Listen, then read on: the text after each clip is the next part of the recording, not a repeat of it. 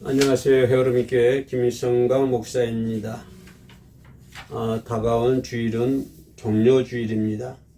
또는 고난주간이라고도 얘기합니다.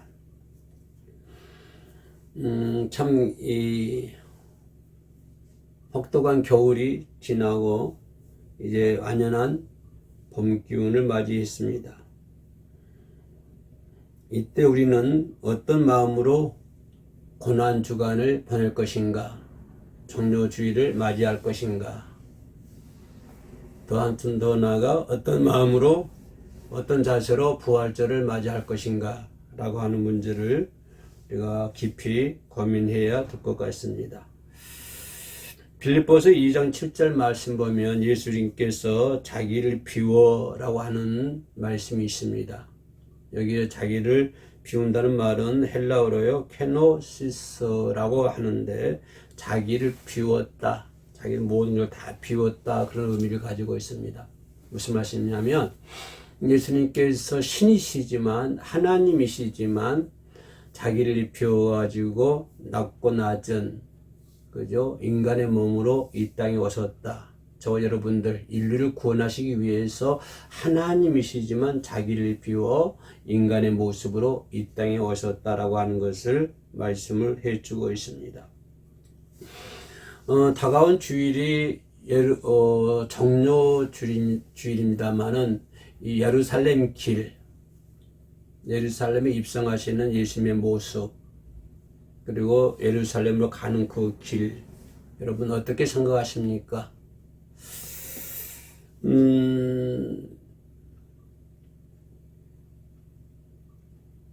이제까지 방문하시면서 복음을 전파하셨던 갈릴리에서 이제 예루살렘으로 가는 여행은 특별한 의미를 가지고 있습니다. 우리가 쉽게 특별한 의미를 가지고 있습니다라고 얘기할 수 있겠습니다만은, 주님은 십자가의 길을, 죽음의 길을 걸어가는 것이죠. 예루살렘에 입성한다고 하는 것은.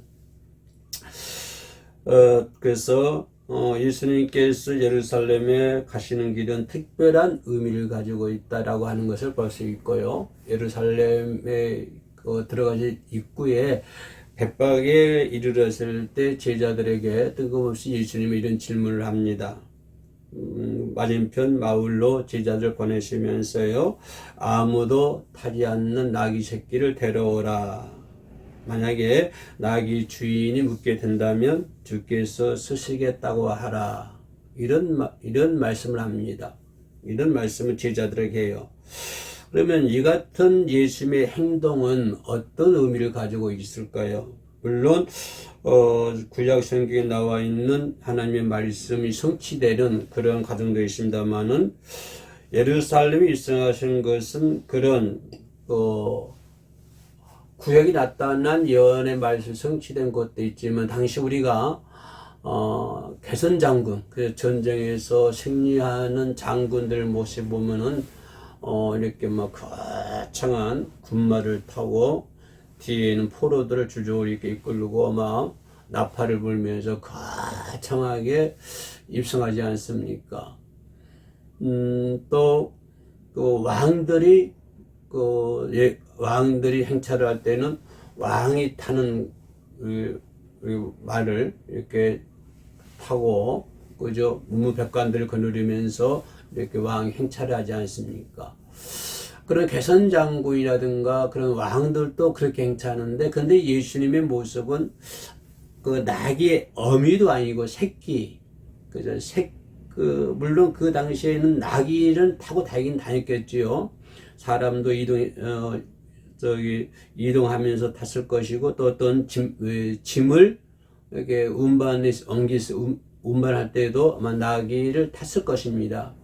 그러나 당시의 사람들이 나귀를 탔겠지만 어린 나귀는 타지 않았을 거예요. 그런데 주님은 어린 나귀를 끌고 오라고 얘기를 합니다. 그죠? 그래서 예수님의 분부대로 나귀를 풀어온 제자들은 결론부터 말씀하면은 예수님의 이 제자들의 삶은 예수님의 말씀에 순종하는 삶이었다. 라고 하는 것을 우리가 엿볼 수 있는 대목입니다. 그러면 왜 그러느냐? 그 부분을 잠깐 좀 살펴보려고 그러는데요.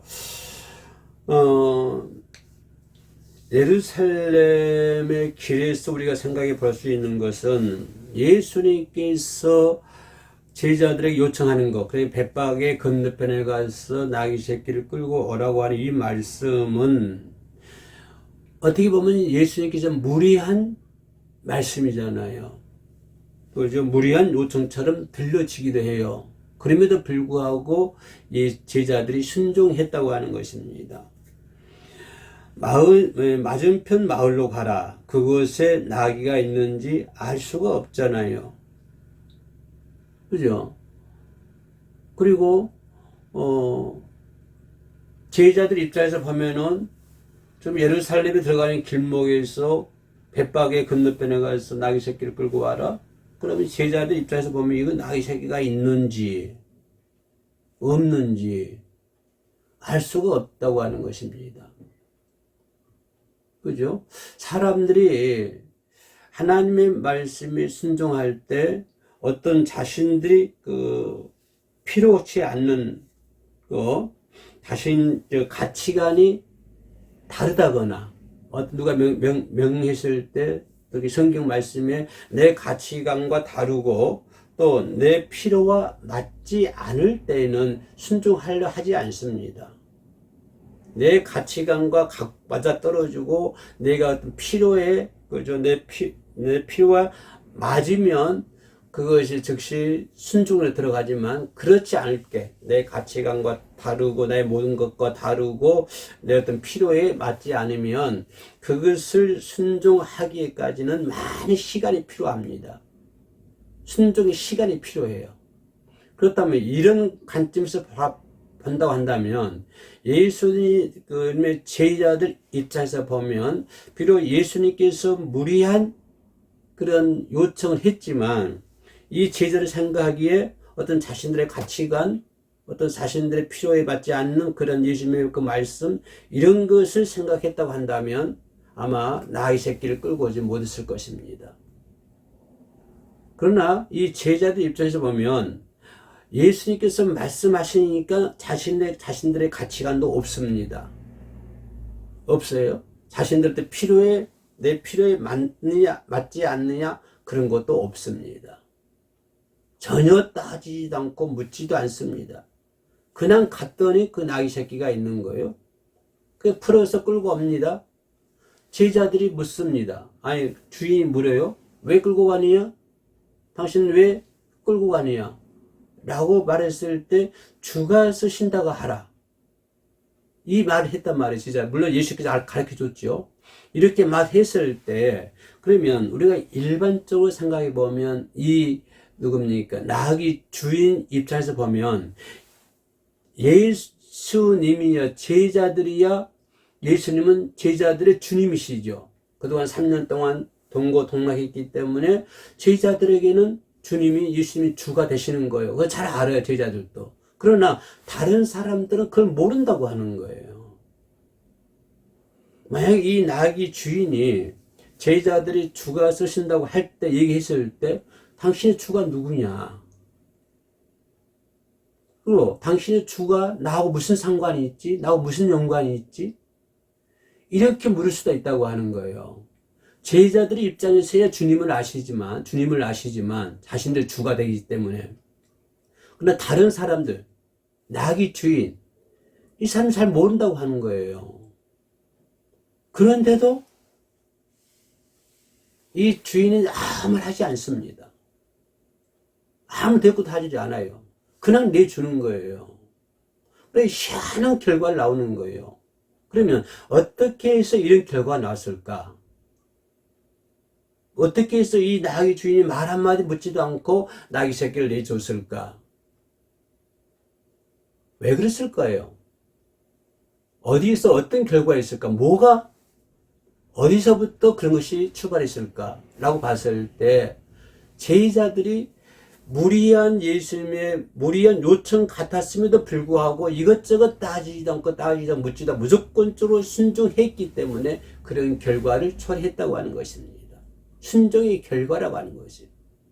그러니까 나귀 새끼를 풀어서 끌고 왔다고 하는 것은 이것은 제자들이 순종해서 순종하는 결과다라고 하는 것을 지금 제가 말씀드리려고 하는 거예요.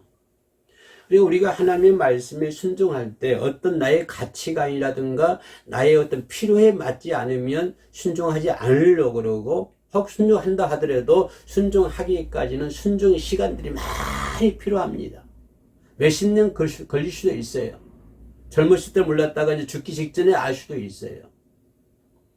그렇기 때문에 우리는 하나님의 말씀에 순종할 때에 이 제자들처럼 어떤 가치관이라든가 어떤 필요 욕구에 의해서 하지 말고 무조건적인 하나님의 말씀에 순종할 때 어떤 그러한 순종의 결과를 초래할 수 있다, 낳을 수 있다라고 하는 것을 우리가 이 과정에서 엿볼 수 있는 것입니다.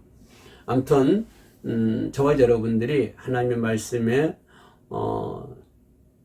어떤 내 가치관이라든가 필요에 맞지 않는다고 해서 순종을 거부한다거나 반대해서는 안 됩니다. 그러면 어느 기적을 초래할 수가 없는 것입니다.